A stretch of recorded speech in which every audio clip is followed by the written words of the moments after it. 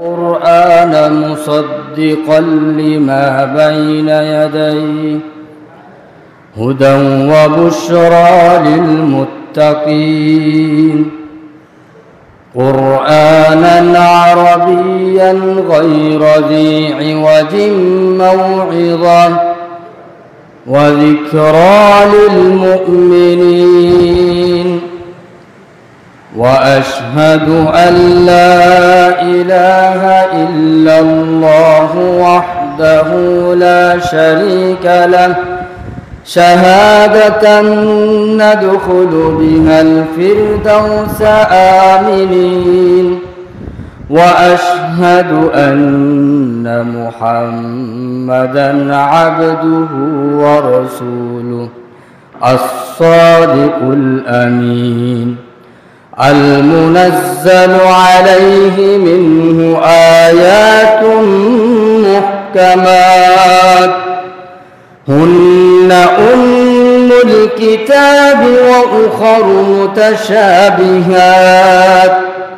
صلى الله تعالى عليه وعلى آله وأصحابه الذين أوتوا العلم درجات أما بعد فأعوذ بالله من الشيطان الرجيم بسم الله الرحمن الرحيم وأنزلنا إليكم نورا مبينا وقال تعالى قد جاءكم من الله نور صدق الله العلي العظيم আমরা সকলে দুরূদ ইব্রাহিম পড়ি اللهم صل على محمد وعلى آل محمد كما صليت على إبراهيم وعلى آل إبراهيم إنك حميد مجيد اللهم بارك على محمد وعلى آل محمد كما باركت على إبراهيم وعلى آل إبراهيم إنك حميد مجيد سبحانك لا علم لنا إلا ما علمتنا إنك أنت العليم الحكيم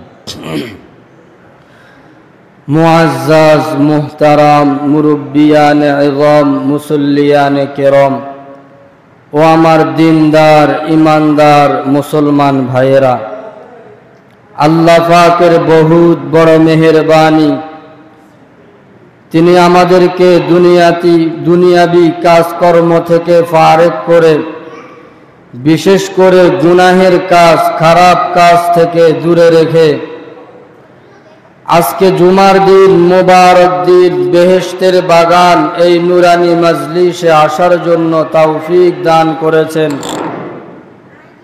এই জন্য আমরা আমাদের মাহবুদের দরবারে মনিবের দরবারে মালিকের দরবারে অন্তরের অন্তঃস্থল থেকে কালিমাতুশ শুকর আদায় করি আলহামদুলিল্লাহ সাথে সাথে আল্লাহ তাআলার হাবিব রাসূল আকরাম শফিয়ে আযম সরওয়ার দু আলম হাবিবে কিবরিয়া আশরাফুল আম্বিয়া সাইয়্যিদুল মুরসালিন শফিউল মুযনিবিন রাহমাতুল লিল আলামিন ইমামুন নবিয়্যিন হযরত মুহাম্মদ মুস্তাফা সাল্লাল্লাহু আলাইহি ওয়াসাল্লামের দরবারে লক্ষ কোটি দুরুদ ও সালামের হাদিয়া আমরা পেশ করি মুহতারাম হাজিরিন আমরা এখন যেই জগতে বসবাস করতেছি এই জগৎকে বলে ইহজগৎ আর এই ইহজগতের আসল হলো অন্ধকার আলোকিত নয় আল্লাহ পাক বলেন ওয়া আয়াতুল লাহুমুল লাইল, এই ইহজগৎবাসীদের জন্য অনেক বড় একটা নিদর্শন হলো রাতের অন্ধকার। কিভাবে নিদর্শন? আল্লাহ বলেন নাসলাখু মিনহুন নাহার, আমি আল্লাহ রাতের অন্ধকার থেকে দিনের আলোকে সরিয়ে দিই। তখন কি হয়? তো বলে ফাইযা হুম মুজলিমুন, তখন এই ইহজগৎবাসী তাদের আসল অবস্থায় ফিরে যায়, অর্থাৎ অন্ধকারের মধ্যেই থেকে যায়। এই আয়াতের 2 আয়াত পরে আল্লাহ বলেন ওয়ালাল লাইলু সাবিকুন নাহার, রাত্র দিনের অগ্রে চলে, অর্থাৎ আগে থাকে রাত, পরে আসে দিন। আগে থাকে রাত, পরে যদি আল্লাহ পাক দিনের আলোকে পাঠান, তাহলে এই ইহজগতের অন্ধকার দূর হয়ে এই ইহজগৎ আলোকিত হয়, অন্যথায় রাতের অন্ধকারই থেকে যায়। অন্য আয়াতে আল্লাহ বলেন কুল আরাআইতুম ইন জাআলাল্লাহু আলাইকুমুল লাইলা সারমাদান ইলা ইয়াউমিল কিয়ামাহ মান ইলাহুন গায়রুল্লাহ ইয়াতিকুম বিদিয়া, যদি আল্লাহ পাক রাতের অন্ধকারকে কিয়ামত পর্যন্ত দীর্ঘায়িত করেন, তো আল্লাহ ব্যতীত এমন কোন সত্তা কি আছে যে দিনের আলোকে ফিরিয়ে আনতে পারবে? নেই। তো এই আয়াতগুলো দ্বারা প্রমাণিত এই ইহজগতের আসল কি ভাই? অন্ধকার আলোকিত নয়। এই ইহজগতের অন্ধকারকে দূর করে ইহজগৎকে আলোকিত করতে আল্লাহ পাক 2টি আলো পাঠান। একটি আলোর নাম হলো আশ-শামস, সূর্য। আল্লাহ পাক বলেন ওয়াজআলনাশ শামসা দিয়াআ, আমি সূর্যকে বানিয়েছি আলো। আরেকটি আলোর নাম হলো আল কমার, চন্দ্র। আল্লাহ বলেন ওয়াল কমারা নূরা, আমি চন্দ্রকেও বানিয়েছি আলো। চন্দ্র এবং সূর্য নামক এই 2 আলোকে আল্লাহ পাক কেন পাঠান? এই ইহজগতের অন্ধকারকে দূর করে ইহজগৎকে আলোকিত করতে। বলেন আলহামদুলিল্লাহ। মুহতারাম হাজিরিন, আমাদের প্রত্যেকটা মানুষেরও একটা অন্তর্জগৎ রয়েছে। এই ইহজগতের আসল যেমন অন্ধকার, আমাদের মানুষের অন্তর্জগতের আসল হলো অন্ধকার, আলোকিত নয়। আল্লাহ পাক বলেন আল্লাহু আখরাজাকুম মিন বুতুনি উম্মাহাতিকুম লা তা'লামুনা শাইআ, আল্লাহ তোমাদেরকে তোমাদের মায়ের পেট থেকে বের করেছেন এমন অবস্থায় লা তা'লামুনা শাইআ, তোমরা কোনো কিছুই জানতে না। কোনো কিছুই না জানা, এটা কি ভাই? এটা হলো জাহালত, এটা হলো অজ্ঞতা। আর অজ্ঞতাই হলো অন্তর্জগতের সবচেয়ে বড় অন্ধকার। ইহজগতের অন্ধকারকে দূর করার জন্য যেমনি ভাবে আল্লাহ পাক চন্দ্র এবং সূর্য নামক 2 আলোকে পাঠান, ঠিক তেমনি ভাবে আমাদের অন্তর্জগতের অন্ধকারকে দূর করার জন্যও আল্লাহ পাক 2টি আলো পাঠিয়েছেন। একটি আলোর নাম হলো মুহাম্মাদুর রাসূলুল্লাহ সাল্লাল্লাহু আলাইহি ওয়াসাল্লাম, আরেকটি আলোর নাম হলো 30 পারা কোরআন। আল্লাহ পাক বলেন কদ জাআকুম মিনাল্লাহি নূর, এখানে নূর দ্বারা উদ্দেশ্য হলো মুহাম্মাদুর রাসূলুল্লাহ সাল্লাল্লাহু আলাইহি ওয়াসাল্লাম। অন্য আয়াতে আল্লাহ বলেন ওয়া আনজালনা ইলাইকুম নূরাম মুবিনা, এখানে নূর দ্বারা উদ্দেশ্য হলো এই 30 পারা কোরআন। আল্লাহ পাক স্বীয় কালাম কোরআন মাজিদের মধ্যে কোরআনকেও নূর বলেছেন, আলো বলেছেন, আবার মুহাম্মাদুর রাসূলুল্লাহকেও নূর বলেছেন, আলো বলেছেন। কোরআন এবং মুহাম্মাদুর রাসূলুল্লাহ নামক এই 2 আলোকে পাঠিয়েছেন আমাদের অন্তর জগতের অন্ধকারকে দূর করে অন্তর জগৎকে আলোকিত করতে। বলেন আলহামদুলিল্লাহ।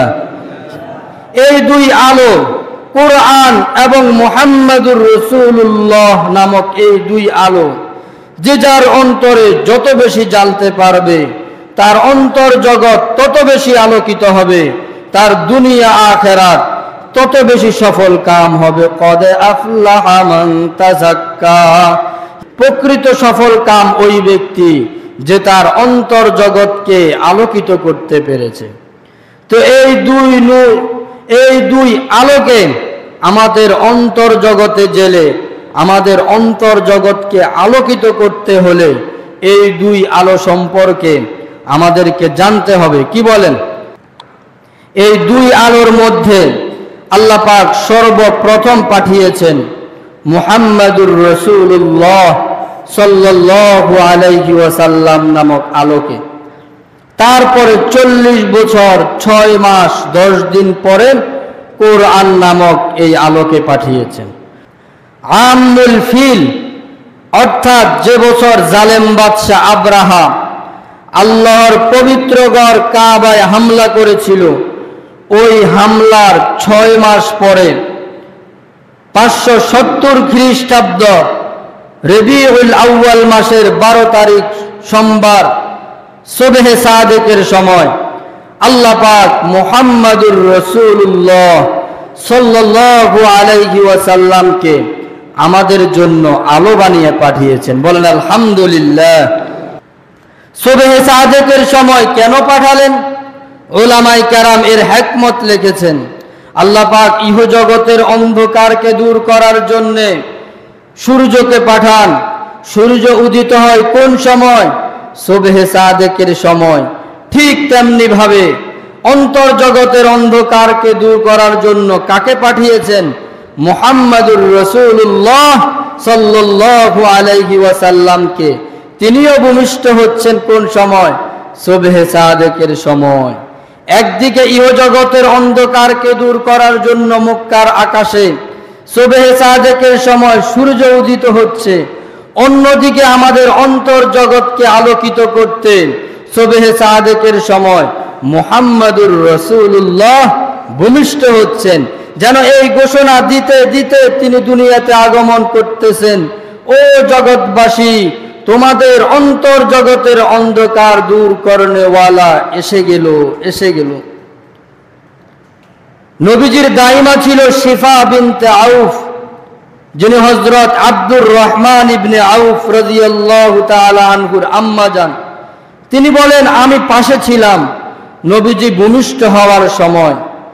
এমন কিছু আশ্চর্যকর ঘটনা দেখেছি যা জীবনে দেখা তো দূরের কথা, জীবনে শুনতেও পাই নাই। এমন কিছু আশ্চর্যকর ঘটনা দেখেছি। তিনি বলেন, সকল বাচ্চারা মায়ের পেট থেকে দুর্গন্ধ ছড়াইতে ছড়াইতে দুনিয়াতে আসে। মুহাম্মাদুর রাসূলুল্লাহ সুঘ্রাণ ছড়াইতে ছড়াইতে দুনিয়াতে আসলেন। সকল বাচ্চারা মায়ের পেট থেকে ময়লা আবর্জনা সহ দুনিয়াতে আসে। মুহাম্মাদুর রাসূলুল্লাহ মায়ের পেট থেকে একেবারে ক্লিন, পরিষ্কার পরিচ্ছন্ন অবস্থায় দুনিয়াতে আসলেন। সকল বাচ্চারা মায়ের পেট থেকে নাভিকর্তন বিহীন অবস্থায় দুনিয়াতে আসে। দুনিয়াতে আসার পরে নাভিকর্তন করতে হয়। মুহাম্মাদুর রাসূলুল্লাহ মায়ের পেট থেকেই নাভিকর্তনকৃত অবস্থায় দুনিয়াতে আসলেন। সকল বাচ্চারা মায়ের পেট থেকে খতনাবিহীন অবস্থায় দুনিয়াতে আসে। মাখতুনান মুহাম্মাদুর রাসূলুল্লাহ মায়ের পেট থেকে খতনাকৃত অবস্থায় দুনিয়াতে আসলেন। সুবহানাল্লাহ বলবেন না? দুনিয়াতে আসার পরে জমিনে রাখলেন। জমিনে রাখার সাথে সাথে তিনি পার্শ্ব পরিবর্তন করলেন এবং সোজা হয়ে বসে গেলেন। বসে হাতকে এরকম করলেন, শাহাদাত আঙ্গুলি দিয়ে আকাশের দিকে ইশারা করলেন। দীর্ঘক্ষণ কি যেন বলতেছিলেন, তারপরে সেজদায় চলে গেলেন। লম্বা সময় সেজদায় ছিলেন। নবীজি সেজদায় গিয়ে উম্মতকে এই পয়গাম দিলেন, ও আমার উম্মত, আমি দুনিয়াতে আসা মাত্রই সেজদায় গিয়েছি। ও আমার উম্মত, নামাজ তরক করা যাবে না। মুসলমান এবং কাফেরের মধ্যে পার্থক্য হলো নামাজ। নবীজি সেজদায় গিয়ে আমাদেরকে কিসের মেসেজ দিয়েছেন, কিসের পয়গাম দিয়েছেন? নামাজের পয়গাম দিয়েছেন। নবীজির আশ্চর্যকর ঘটনা দেখে নবীজির আম্মা জান ভয় পেয়ে কোলে নিয়ে ঘরে প্রবেশ করলেন।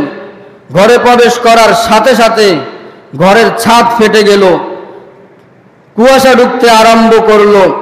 কুয়াশা ঢুকে যখন পুরো ঘর একেবারে আচ্ছন্ন হয়ে গেল, তখন গায়েব থেকে আওয়াজ আসলো, গায়িবু হাযা তিফ, এই বাচ্চাকে গায়েব করে ফেলো।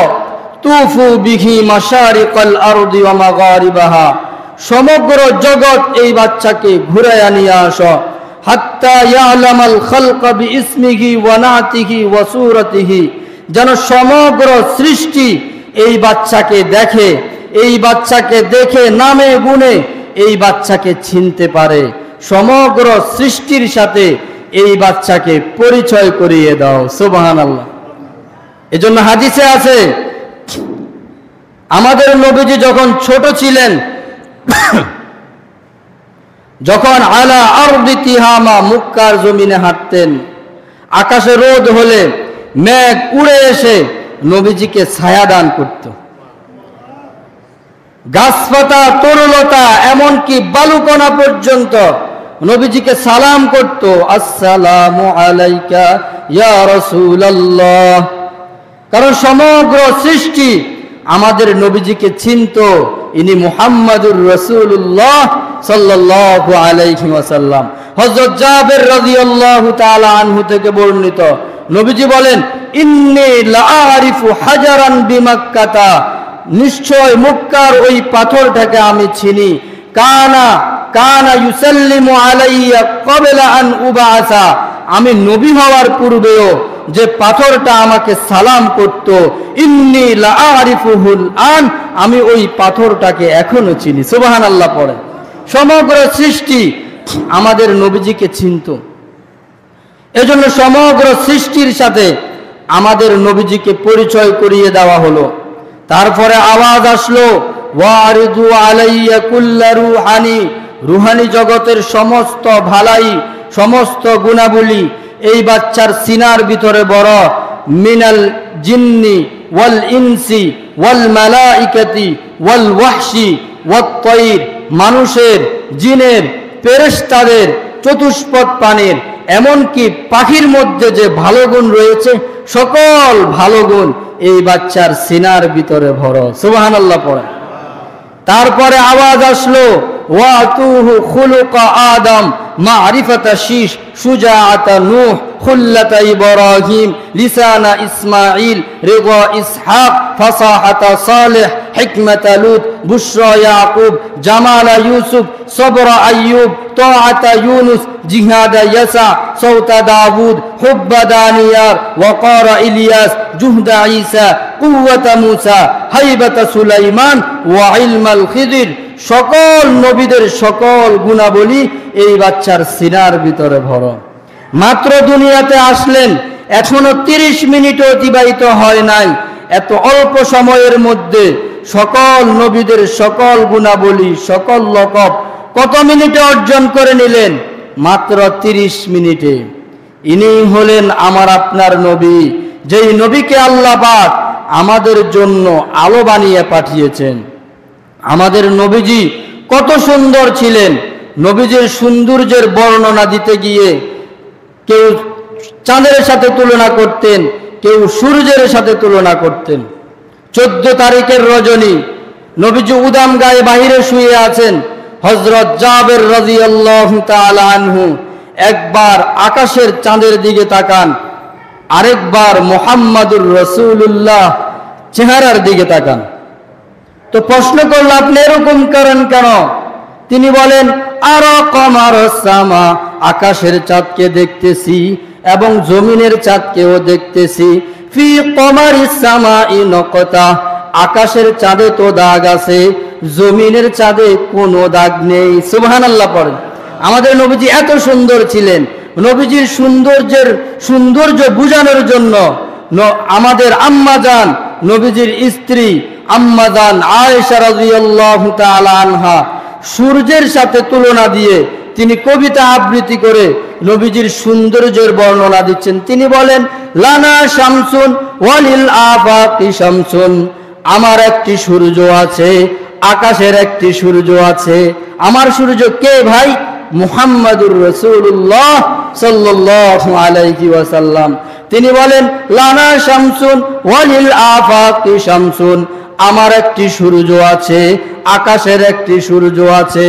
ওয়া শামসি খায়রুম মিন শামসিস সামাই, আমার সূর্য উত্তম আকাশের সূর্যের চাইতে। ওয়া শামসুস সামাই তাতলু বাদাল ফজরি, আকাশের সূর্য উদিত হয় ফজরের পরে।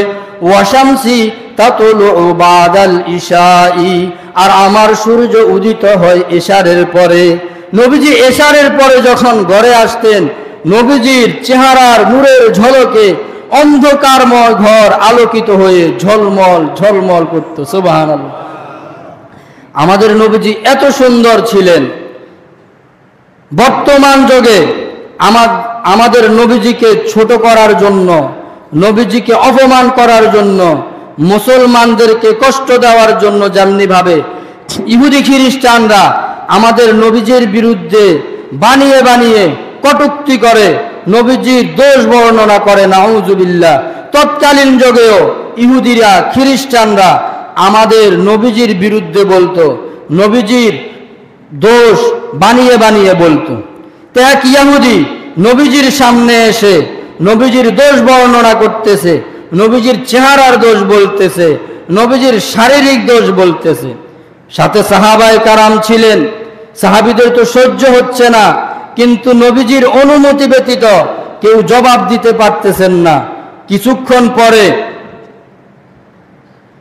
হযরত হাসান ইবনে সাবিত রাদিয়াল্লাহু তাআলা আনহু, যাকে শায়রুন নবী বলা হতো, যিনি নবীজির সবচেয়ে বড় কবি, নবীজি তাকে প্রশ্ন করলেন, হাসান, তুমি কি এই গালির জবাব দিতে পারবা? তিনি সাথে সাথে দাঁড়িয়ে গেলেন, বললেন, ইয়া রাসূলুল্লাহ, ইনশাআল্লাহ আমি জবাব দিতে পারবো। তিনি সাথে সাথে কবিতা আবৃত্তি করলেন। ওই কবিতার মধ্যে নবীজির প্রত্যেকটা অঙ্গের গুণাবলী তুলে ধরলেন, আর ইহুদির প্রত্যেকটা গালির জবাব দিয়ে দিলেন। তিনি নবীজির দিকে তাকিয়ে তার সুললিত কণ্ঠে কবিতা পাঠ করা আরম্ভ করলেন। ওয়া আহসানা মিনকা লাম তারা কাত্তু আইনুন ওয়া আজমালা মিনকা লাম তালিদিন নিসাউ খুলিকতা মুবাররাআন মিন কুল্লি আইবিন কাআন্নাকা কদ খুলিকতা কামা তাশাউ जहाँ में उनसा चेहरा है नहीं खंदा जने कोई अभी तक जिनसे की ना औरत उससा ऐसी कोई नहीं रखी है कुदरत ने मेरे आका कमी तुझ में जो चाहा आपने मौला वो रखा है सभी तुझ में मुहम्मदुर रसूलुल्लाह मुहम्मदुर रसूलुल्लाह मुहम्मदुर रसूलुल्लाह मुहम्मदुर रसूलुल्लाह। তিনি দীর্ঘ কবিতা আবৃত্তি করলেন। কবিতার মধ্যে নবীজির প্রত্যেকটা অঙ্গের গুণাবলীকে তুলে ধরলেন। তিনি বলেন, ওয়া আহসানা মিনকা, ও আমার হাবিব, আপনার চেয়ে উত্তম, লাম তারা কাত্তু আইনু, কোন চক্ষু কোনদিন দেখে নাই, ও আজমালা মিনকা, আপনার মতো সুন্দর, লাম তালিদিন নিসাউ, কোন মহিলা কোন বাচ্চা জন্ম দেয় নাই, খুলিকতা মুবাররাআন মিন কুল্লি আইবিন, সকল দোষ ত্রুটি থেকে মুক্ত রেখে আল্লাহ আপনাকে পয়দা করেছেন। কাআন্নাকা কদ খুলিকতা কামা তাশা, আল্লাহ পাক আপনাকে এত সুন্দর করে পয়দা করেছেন যেন আপনি যেভাবে চেয়েছেন আল্লাহ ওইভাবে সুন্দর করে আপনাকে পয়দা করেছেন। সুবহানাল্লাহ পড়েন। আমাদের নবীজি এত সুন্দর ছিলেন, এই নবীকে আল্লাহ পাক আমাদের জন্য আলো বানিয়ে পাঠিয়েছেন। এই 30 পারা কোরআনের পাতায় পাতায় নবীজির প্রত্যেকটা অঙ্গের বর্ণনা রয়েছে। এই 30 পারা কোরআনের মধ্যে নবীজির প্রত্যেকটা অঙ্গের বর্ণনা রয়েছে। নবীজির চেহারার বর্ণনা কোরআনে, কদ নারা তাকাল্লুবা ওয়াজহিক, নবীজির জবানের বর্ণনা কোরআনে, ফাইন্নামা ইয়াসসারনাহু বিলিসানিক, নবীজির চোখের বর্ণনা কোরআনে, ওয়ালা তামুদ্দান্না আইনাইক, নবীজির হাতের বর্ণনা কোরআনে, ওয়ালা তাজআল ইয়াদাক, নবীজির গর্দানের বর্ণনা কোরআনে, মাগলুলাতান ইলা উনুকিক, নবীজির বুকের বর্ণনা কোরআনে, আলাম নাশরাহ লাকা সাদরাক, নবীজির পিঠের বর্ণনা কোরআনে, আল্লাযী আনকাযা যাহরাক, নবীজির কলবের বর্ণনা কোরআনে, নাযালা বিহির রূহুল আমিন আলা কলবিক। এভাবে নবীজির প্রত্যেকটা অঙ্গের বর্ণনা এই 30 পারা কোরআনের মধ্যে রয়েছে। সুবহানাল্লাহ বলেন। আল্লাহ পাক কসম খেয়ে খেয়ে নবীজির গুণাবলীকে সাব্যস্ত করতেছেন এই কোরআনের মধ্যে। নবীজির সততার ব্যাপারে কসম খেয়ে বলেন, ওয়ান নাজমি ইযা হাওয়া, নক্ষত্রের কসম খেয়ে বলি যখন নক্ষত্র অস্তমিত যায়, মা দাল্লা সাহিবুকুম ওয়া মা গাওয়া, ও মক্কাবাসী তোমাদের সাথে মুহাম্মদ তিনি তো পথভ্রষ্ট হননি, তিনি তো বিপদগামী হননি, ওমা ইয়ানতিকু আনিল হাওয়া, তিনি তো প্রবৃত্তির তাড়নায় মন মতো কোনো কথাই বলেন না, ইন হুয়া ইল্লা ওয়াহয়ু ইউহা, আল্লাহ পাক ওহীর মাধ্যমে যা জানান তিনি শুধু তাই বলেন, মন মতো কোনো কথাই বলেন না। নবীজির আখলাকের ব্যাপারে কসম খেয়ে বলেন, নুন ওয়াল কলামি ওয়া মা ইয়াসতুরুন, ও আমার বন্ধু কলমের কসম খেয়ে বলি আর ওই বিষয়ের কসম খেয়ে বলি যে বিষয়কে ফেরেশতারা কলম দ্বারা লেখে, মা আনতা বিনিয়ামতি রাব্বিকা বিমাজনুন, ও আমার হাবিব আপনার প্রতিপালকের অনুগ্রহে আপনি তো উম্মাদ নন, ওয়া ইন্না লাকা লাআজরান গায়রা মামনুন, নিশ্চয় আপনার জন্য রয়েছে অশেষ পুরস্কার, ওয়া ইন্নাকা লাআলা খুলুকিন আযীম, নিশ্চয় নিশ্চয় আপনি উত্তম চরিত্রের অধিকারী।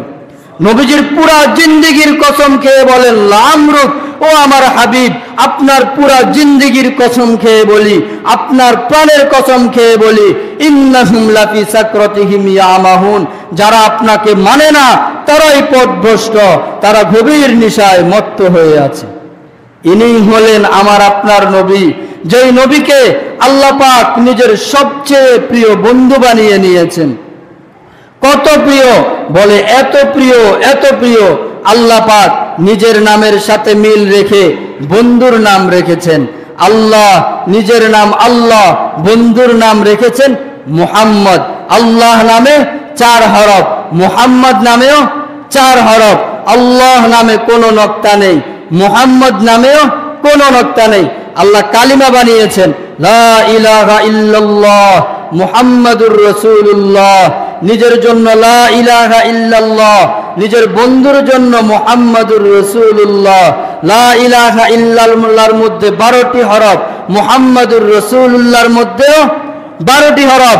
আল্লাহ পাক নিজের নাম রেখেছেন রাউফ, নিজের বন্ধুর নাম রেখেছেন রাউফ, নিজের নাম রেখেছেন রাহিম, নিজের বন্ধুর নাম রেখেছেন রাহিম। লাকাদ জাআকুম রাসূলুম মিন আনফুসিকুম আজিজুন আলাইহি মা আনিতুম হারিসুন আলাইকুম বিল মুমিনিনা রাউফুর রহিম।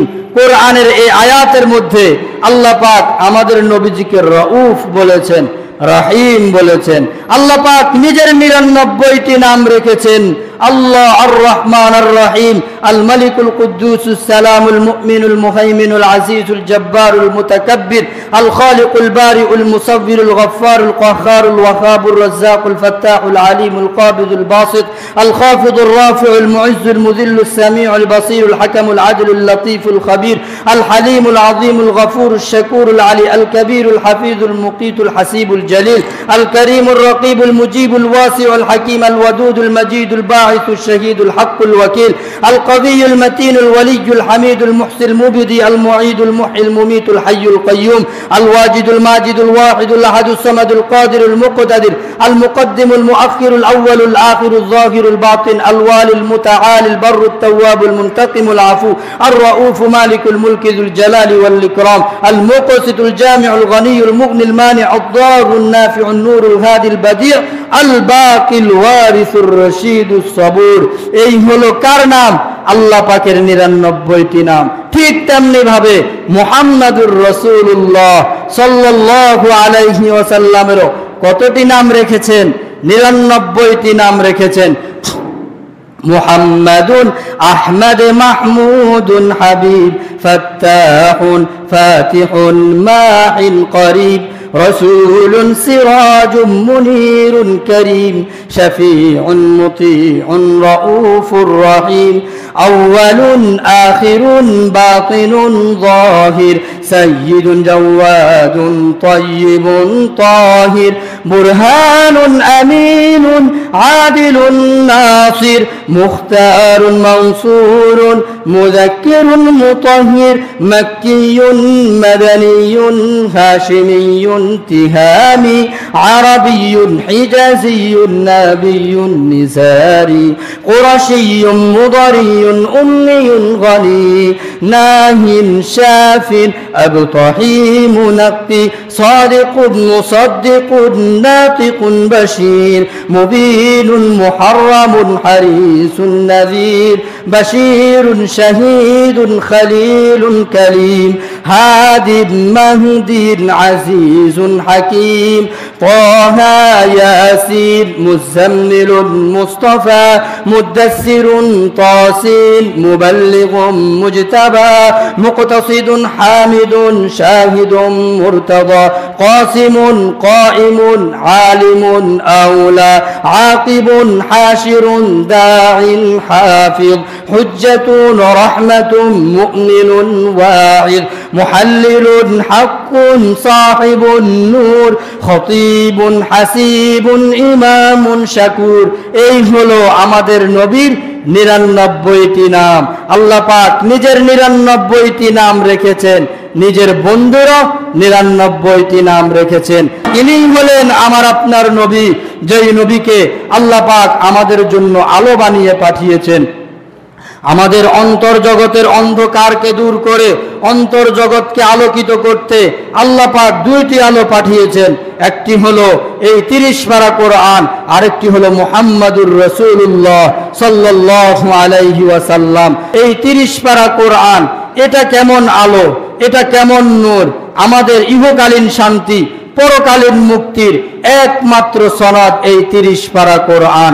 আমাদের অশান্ত মনের সান্ত্বনা, নিরুদ্ধম মনের উদ্দীপনা, সঠিক গন্তব্যের দিশা এই 30 পারা কোরআন। যদি আমরা এই 30 পারা কোরআনকে শিখতে পারি, পড়তে পারি, এই 30 পারা কোরআন মোতাবেক আমল করতে পারি, তাহলে আল্লাহ পাক তার কৃত ওয়াদা আমাদের উপরেও বাস্তবায়ন করবেন। আল্লাহ পাকের ওয়াদা কি? সূরাতুল বাকারার মধ্যে আল্লাহ পাক ওয়াদা করে বলেন, ফামান তাবিআ হুদায়া ফালা খাউফুন আলাইহিম ওয়ালা হুম ইয়াহজানুন। যারা আমার দেওয়া এই 30 পারা কোরআন শিখবে, তেলাওয়াত করবে, এই 30 পারা কোরআন মোতাবেক আমল করবে, ফালা খাউফুন আলাইহিম, তাদের কোনো ভয় থাকবে না, ওয়ালা হুম ইয়াহজানুন, তারা কোনোদিন দুঃখিত হবে না, চিন্তিত হবে না। আজকে আমরা অধিকাংশ মুসলমান ভীত, অধিকাংশ মুসলমান দুঃখিত, চিন্তিত, একটাই কারণ, আমরা এই কোরআনকে ছেড়ে দিয়েছি, ঠিক কিনা? মাশরিকের কবি আল্লামা ইকবাল রহমতুল্লাহি আলাইহি বলতেন, ও জামানা মুআজ্জাজ থে হামিলে কুরআন হোকর হাম জলিল ওয়াখার হো তর্কে কোরআন হোকর। সাহাবায়ে কেরামের জামানার মানুষ সম্মানিত হয়েছিল এই কোরআনকে গ্রহণ করার কারণে। আজকে আমরা লাঞ্ছিত, অপদস্থ এই কোরআনকে তরক করার কারণে। বর্তমান বিশ্বে 10% মুসলমানের মধ্যে 7% মুসলমানই এমন যারা এই কোরআন পড়তেই পারে না, বলেন নাউজুবিল্লাহ। আর 2% মুসলমান এমন যারা পড়তে পারে কিন্তু সহিশুদ্ধ পড়তে পারে না। আর 1% মুসলমান যারা সহিশুদ্ধ পড়তে পারে কিন্তু তারা এই কোরআন পড়ে না। এই হলো মুসলমানের অবস্থা। কেন হলো মুসলমানের এই অবস্থা?